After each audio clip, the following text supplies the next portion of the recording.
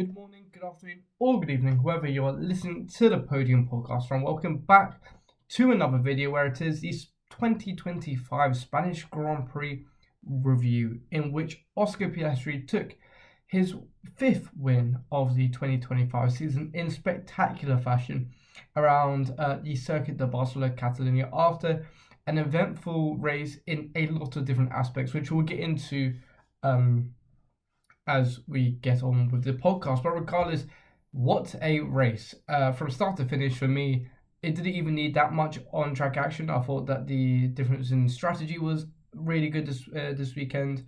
We had a lot of on-track overtaking, which is something, if you said 5 years ago, would not be something you would hear around Barcelona. But of course, with that new in 2023, the new I suppose improvement of not having the weird, really awkward chicane at the end of the lap really helped, as well as obviously the tyre offsets with the different strategies.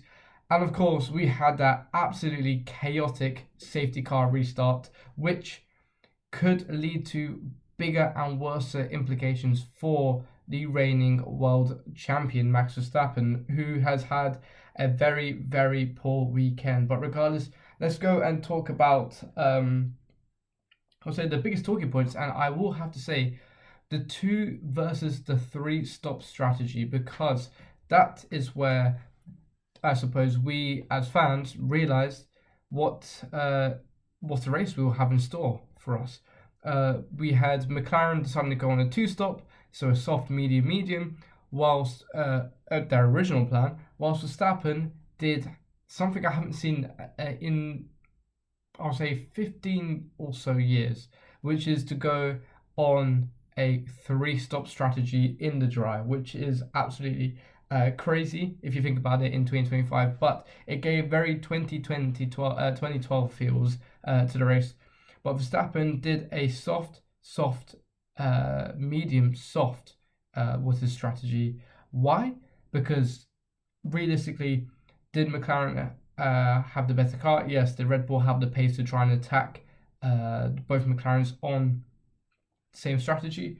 Absolutely not. In order to win the Grand Prix, I think they had to have they had to make sure that 2 I suppose key events were to take place during the Grand Prix in order for them to win. The first one was the start, which Verstappen nearly got absolutely spot on. The start, Piastri took off. A very good start from Piastri, very solid, and it didn't seem like he was going to get much trouble coming into turn 1. But behind, Lando, in typical Lando Norris fashion, really didn't get the best start. Was struggling quite a lot on the initial getaway. Sorry, which meant that those behind, Max Verstappen and George Russell, were right on his tail going into the first corner after a fairly long distance of around 100 or so meters, 200 meters. I'm actually I think it's pretty 300 meters, but regardless, it left Max Verstappen on the outside, Lando in the middle, and Russell on the inside, all going into the first corner. Lando got squeezed, which meant he had to back off, so did Russell, which meant Verstappen could swoop around the outside and take second position behind Oscar Piastri, which meant that Verstappen had, I suppose, one of the McLarens sorted in that sort of sense. And that means that his main aim was to look at Oscar Piastri and to try and take the race win away from the Australian, which was going to be a little bit more harder considering Piastri was putting out a 3 to 4 second gap before the first pit stops, which meant that Red Bull on the pit wall had to think of something quick, because on track they were not as quick as Piastri had, and they were kind of on that matching that Lando pace. So they tried a very bold strategy, a 3-stop, which meant Verstappen could push as much as he wanted to in that sort of sense. And before the safety car, around lap 40, lap 45, it was game on at the front, because it was Piastri, Norris, Verstappen. Max Verstappen just pitted for medium tyres, I believe, which meant that all of them were on mediums, all of them pitted around the same time. So for the last 20 laps, without a safety car, it was game on. It was a fight and a half at the front. However, it wasn't as straightforward as some would have liked it possibly, because there was on, I would say, I've got it written down here, lap 50, lap 55, we had Kimi Antonelli going straight into the gravel after a problem with his car. I still don't know the problem with his car, but still went straight on into the gravel at turn 10, I believe, and caused a safety car, which meant that it was going to be a fight to the end. Of course, you did have all the top three pitting, but whilst both Lando Norris and Oscar Piastri went onto the soft tyre, similar to pretty much everyone else behind the top three as well, Red Bull decided to go onto the hard tyre, which you might be thinking, which I was thinking to be fair, why the hard tyre? Well, if you look at Red Bull's strategy and choice, in not really Red Bull fashion, I think that they did not pull off the strategy that I wanted to, and they had better options. They just didn't execute it. They had two options for me personally. They had one set of softs which were 8 laps old, which they could have used, or you stick it out and you don't pit, which gives you track advantage for the last however many laps. I think it was only about 8 or so laps, which around Circuit de Catalunya is not a lot. He could have maybe held on, but still it was going to be a big feat. But at least it gives you the opportunity to have track advantage and to really, I suppose, get your elbows out. What Red Bull did was to try and choose the hard tyre because it was the only fresh set of tyre rubber they had, which obviously when it came to safety car restart did not prove great. Absolutely did not prove great at all, because as they got away on the final corner, Verstappen suffered a huge snap of oversteer, which meant that Charles Leclerc, chasing him behind, could get a great run from him, not even before after the timing line, to make the move into turn 1. They were banging wheels going it down the straight, which in that sense, I guess Verstappen in his, I suppose, driving style became very frustrated at the situation, being put on hard tyres. You just had a huge snap of oversteer. You pretty much lost any chance of winning the race, which you looked certain on to at least be a favourite for. To then be in 4th position out of a podium place going into the first corner. You then also have George Russell behind you trying to sneak it down the inside and pushing you off track, which means that you are forced off the escape road back onto the circuit and to come back in 4th. You're then told by your team to give the place back from Russell because you weren't ahead at the apex, to being frustrated, to then being given the place back, and then seeing that, actually, maybe this is not the right way. Complaining to your team as well on the radio, which you're supposed to be a team, you're supposed to have the same sort of goal in winning, to then being crashing into your rival is not the best look. And it summed up a pretty poor weekend for Verstappen. It wasn't even a poor weekend. It was a poor weekend until that safety car for Max Verstappen. But it shows how much, I suppose, Red Bull lost in just that poor tyre strategy. To then be given a 10-second penalty for deliberately crashing into Russell, to then get a penalty point on top of that, which only puts you 1 penalty point away from a race ban. It got worse and worse for Verstappen, to then being dropped to 10th, so only getting 1 point out of the whole Grand Prix is pretty abysmal for them. But that is racing. That is what it's about. There's defined margins in racing, which Verstappen pretty much showed right there. The question is now, does he deserve a race ban for that? Well, if you look at the onboard, of course, going into turn 5, which is that downhill left-hander, it was that Verstappen did give the place back. However, he went straight onto the accelerator, and instead of turning left, he did attempt to turn left, but then just opened his steering wheel directly into the Mercedes of George Russell.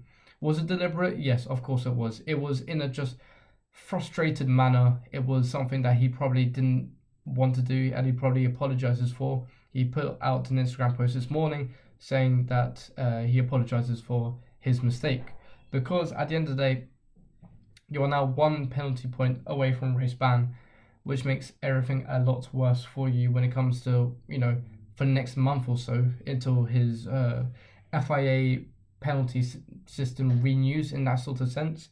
He has to drive on eggshells almost, which is probably not what you want to do when you're fighting for a world championship, but it's just the way racing is. If you look at his interviews after, he seemed very frustrated, as he would be, coming out of a race when you should have been winning and you came out in 10th. So, I mean, for him, in the championship, it is very poor. We'll go into the championship later because there's a lot to talk about in both the drivers and constructors championships. But nevertheless, was it? I suppose. Was it? What's the question I'm looking for? I saw it on Twitter, but the question is, was it disqualified?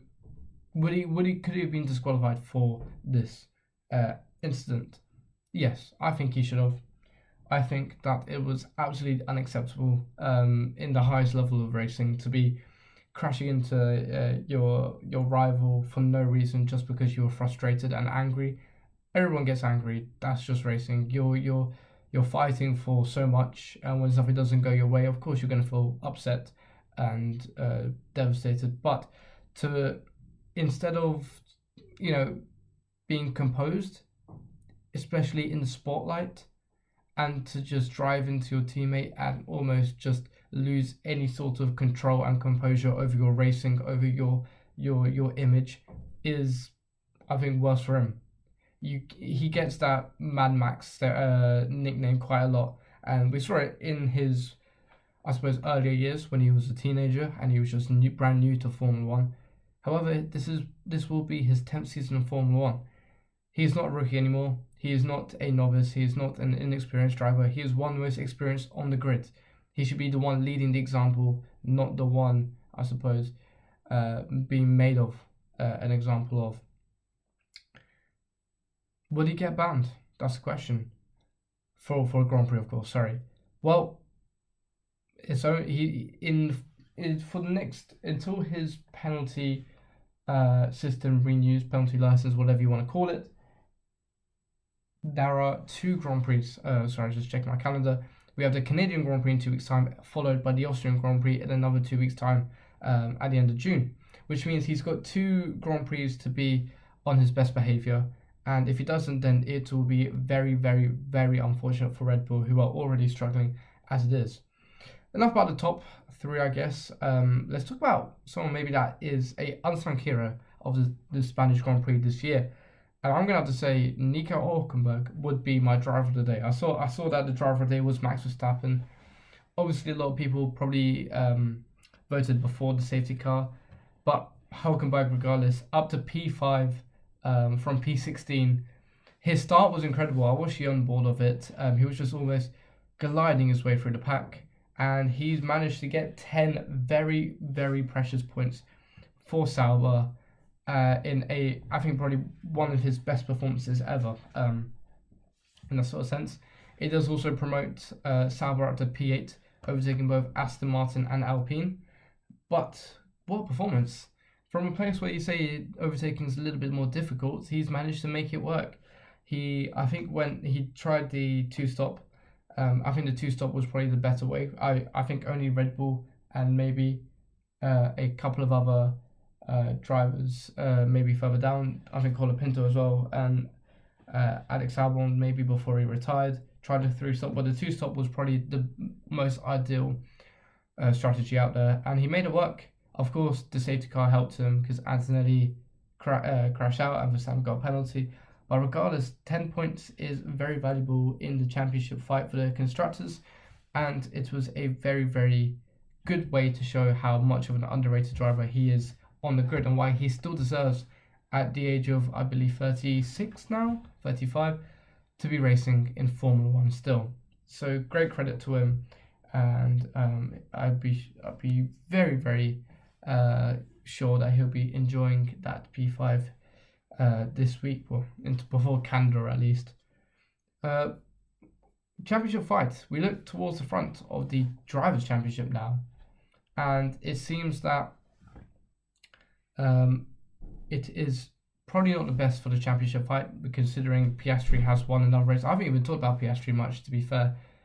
It was a Piastri-like performance from him.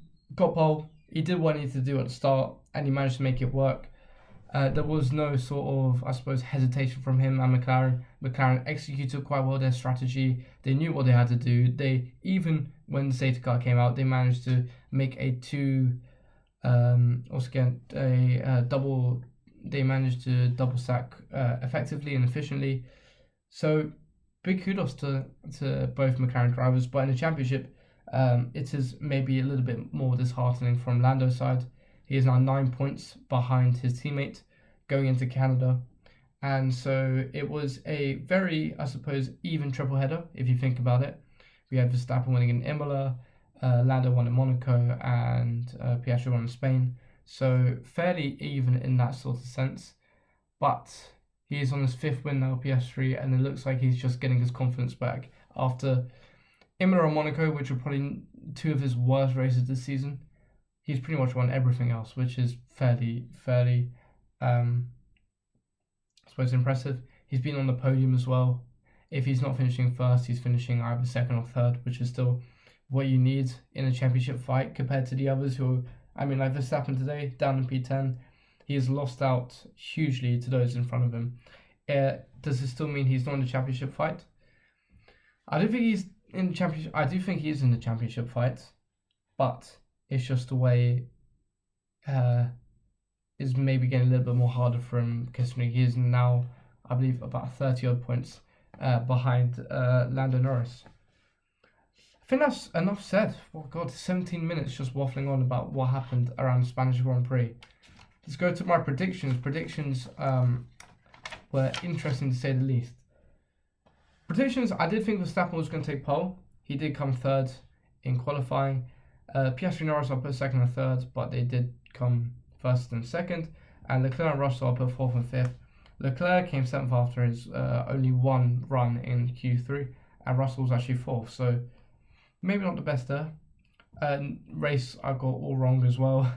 I put Norris to win, Verstappen, Piastri, Leclerc and Russell to finish the top 5. As you can see, in the middle of the race though, I did manage to win something back. Piastri and Norris to be 1-2 with Verstappen in third, Antonelli fourth and Albon fifth. God, Williams were absolutely appalling today. Very off the mark. Qualifying was poor, race was poor. So yes, definitely not something that they want to be looking back on with, I suppose, with any sort of emotion.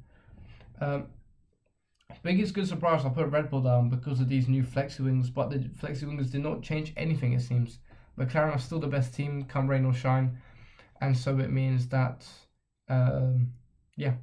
it will be a very, I suppose, long season for those trying to catch up behind them. Biggest flop, I put Mercedes. Mercedes, a P4 and a DNF is not exactly a flop, I would call it, but probably not a strong weekend with Antonelli's DNF for them. And I put big crazy prediction, both stakes into Q2. The reason why I said yes was because you might be looking at it, and Hulkenberg was only P16, but I need points, and Stroll pulled out. So if Stroll pulled out before qualifying, then realistically, Hulkenberg would have gone to Q2. So I'm taking that. Let's go to the Drivers' Championship now. And as I said before, the gap at the front extends. Piastri extends his championship lead by 9 points going into Canada. Verstappen is dropping back further and further and further as the races go on. As Hadjar moves up to P9 on 21 points, which is, he scored the most out of the Red Bull family in Spain. So a very, very good job, well done. Finishing P7, I think. Or P7, yeah. In the Constructors now, Ferrari move up to P2 in a surprise turn of events. With Mercedes obviously not scoring much, and Verstappen, Red Bull only scoring 1 point. Sauber move up to P8 with Hulkenberg getting those extra 10 points. as RB also move up to P6, and Alpine is now P10, but very tight still at the bottom. Flops and drives of the week. Well, winner definitely is McLaren. 1-2 in quali, 1-2 in race. Their closest championship rival finished 10th. Very decent performance, and one that they will be looking back on with a lot of pride, I guess. Another big winner is, I'm going to say, Ferrari. Ferrari managed to make their strategy work. Their qualifying was okay, but in the race it seems that they did well. A P3, that was going to probably be the best result that they can get with Charles Leclerc. A P6 with Lewis Hamilton was probably a little bit poor, but still a P3 and a P6 is something still to be happy about. But a stake overtaking a Ferrari is something I don't think many Ferrari fans would want to see. I'm going to have to say the stake that overtook him as well. Nico Hülkenberg, my biggest winner of the 2025 Spanish Grand Prix. Absolutely splendid job. Qualifying was, yes, a little bit poor, but races where you make your points up, finishing P5, overtaking 11 people in a race is a terrific job. It would probably go down as one of the performances of the season because it was absolutely splendid. Flops of the week now. I don't know who's the biggest flop, but Verstappen has to be up there.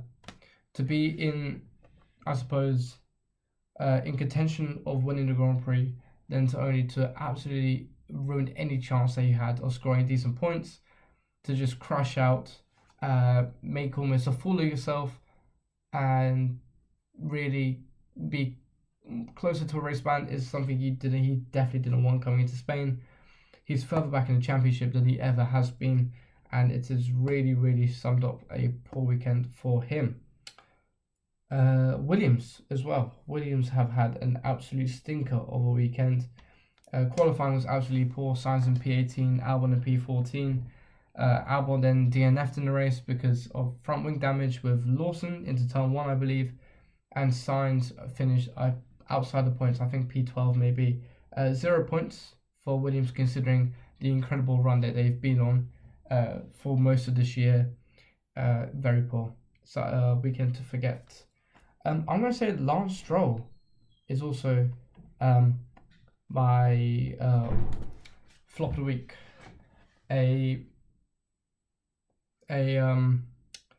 Was he qualified When did he qualify? P17, I believe. And failed to complete the race because he just had a broken wrist or wrist pain, so he withdrew from the Grand Prix on Saturday night. A lot of interesting reports coming out of the paddock as well regarding that.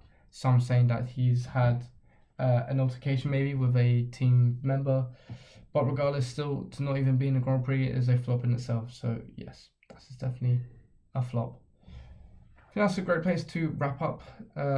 What would I rate the Grand Prix? 8 out of 10. I think that's a great place to wrap up the 2025 Spanish Grand Prix review. Make sure to like and subscribe and have a simply lovely day. Goodbye.